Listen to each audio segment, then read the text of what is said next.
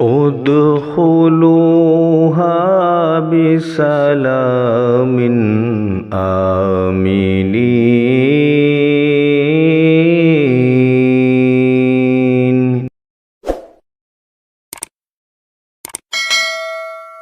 بسم اللہ الرحمن الرحیم۔ طائف وغیرہ کا سفر۔ مکہ والوں کے عناد اور سرکشی کو دیکھتے ہوئے جب حضور رحمت عالم صلی اللہ علیہ وسلم کو ان لوگوں کے ایمان لانے سے مایوسی نظر آئی تو آپ نے تبلیغ اسلام کے لیے مکہ کے قرب و جوار کی بستیوں کا رخ کیا۔ چنانچہ اس سلسلے میں آپ نے طائف کا بھی سفر فرمایا۔ اس سفر میں حضور صلی اللہ علیہ وسلم کے غلام حضرت زید بن حارثہ رضی اللہ تعالی عنہ بھی آپ کے ہمراہ تھے۔ طائف میں بڑے بڑے امراء اور مالدار لوگ رہتے تھے۔ ان رئیسوں میں عمیر کا خاندان تمام قبائل کا سردار شمار کیا جاتا تھا۔ یہ لوگ 3 بھائی تھے، عبد یالیل، مسعود اور حبیب۔ حضور صلی اللہ علیہ وسلم ان تینوں کے پاس تشریف لے گئے اور اسلام کی دعوت دی۔ ان تینوں نے اسلام قبول نہیں کیا بلکہ انتہائی بیہودہ اور گستاخانہ جواب دیا، اور ان بد نصیبوں نے اسی پر بس نہیں کیا بلکہ طائف کے شریر غنڈوں کو ابھار دیا کہ یہ لوگ حضور صلی اللہ علیہ وسلم کے ساتھ برا سلوک کریں۔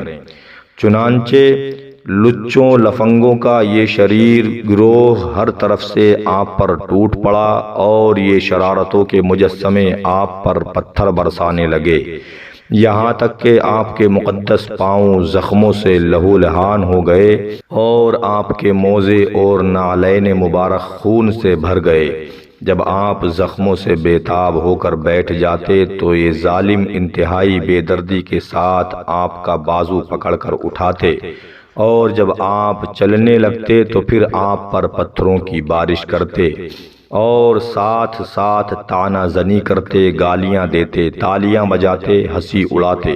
حضرت زید بن حارثہ رضی اللہ تعالی عنہ دوڑ دوڑ کر حضور صلی اللہ علیہ وسلم پر آنے والے پتھروں کو اپنے بدن پر لیتے تھے اور حضور صلی اللہ علیہ وسلم کو بچاتے تھے، یہاں تک کہ وہ بھی خون میں نہا گئے اور زخموں سے نڈھال ہو کر بے قابو ہو گئے، یہاں تک کہ آخر آپ نے انگور کے ایک باغ میں پناہ لی۔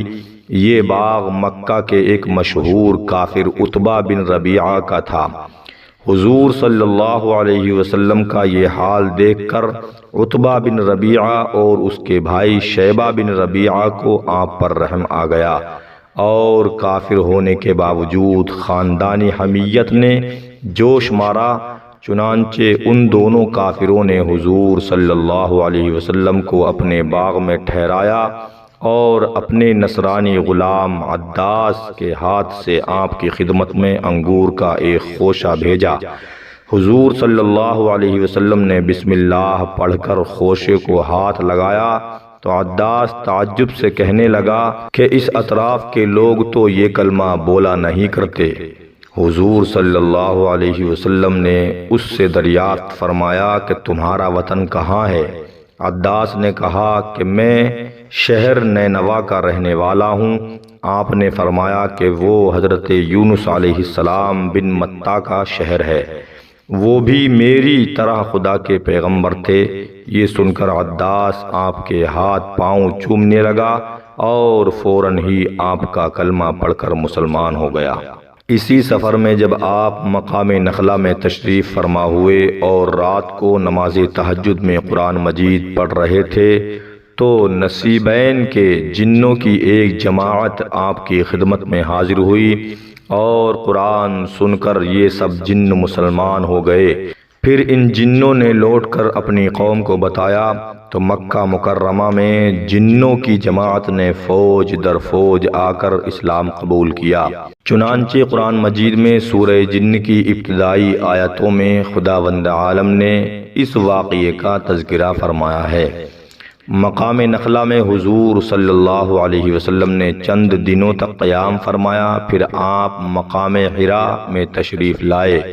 اور قریش کے ایک ممتاز سردار مطعم بن عدی کے پاس یہ پیغام بھیجا کہ کیا تم مجھے اپنی پناہ میں لے سکتے ہو؟ عرب کا دستور تھا کہ جب کوئی شخص ان سے حمایت اور پناہ طلب کرتا تو وہ اگرچہ کتنا ہی بڑا دشمن کیوں نہ ہو وہ پناہ دینے سے انکار نہیں کر سکتے تھے۔ چنانچہ مطعم بن عدی نے حضور صلی اللہ علیہ وسلم کو اپنی پناہ میں لے لیا اور اس نے اپنے بیٹوں کو حکم دیا کہ تم لوگ ہتھیار لگا کر حرم کعبہ میں جاؤ، اور مطعم بن عدی خود گھوڑے پر سوار ہو کر گیا، حضور صلی اللہ علیہ وسلم کو اپنے ساتھ مکہ لایا اور حرم کعبہ میں اپنے ساتھ لے کر گیا اور مجمع عام میں اعلان کر دیا کہ میں نے محمد صلی اللہ علیہ وسلم کو پناہ دی ہے۔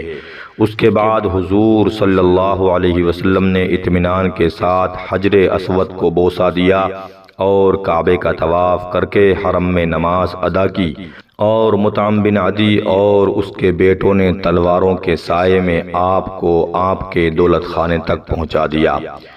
اس سفر کے مدتوں بعد ایک مرتبہ ام المؤمنین حضرت عائشہ صدیقہ رضی اللہ تعالی عنہا نے حضور اقدس صلی اللہ علیہ وسلم سے دریافت کیا کہ یا رسول اللہ صلی اللہ علیہ وسلم، کیا جنگ احد کے دن سے بھی زیادہ سخت کوئی دن آپ پر گزرا ہے؟ تو آپ نے ارشاد فرمایا کہ ہاں اے عائشہ، وہ دن میرے لیے جنگ احد کے دن سے بھی زیادہ سخت تھا جب میں نے طائف میں وہاں کے ایک سردار عبد یالیل کو اسلام کی دعوت دی۔ اس نے دعوت اسلام کو حقارت کے ساتھ ٹھکرا دیا اور اہل طائف نے مجھ پر پتھراؤ کیا۔ میں اس رنج و غم میں سر جھکائے چلتا رہا یہاں تک کہ مقام قرن الثعالب میں پہنچ کر میرے ہوش و حواس بجا ہوئے۔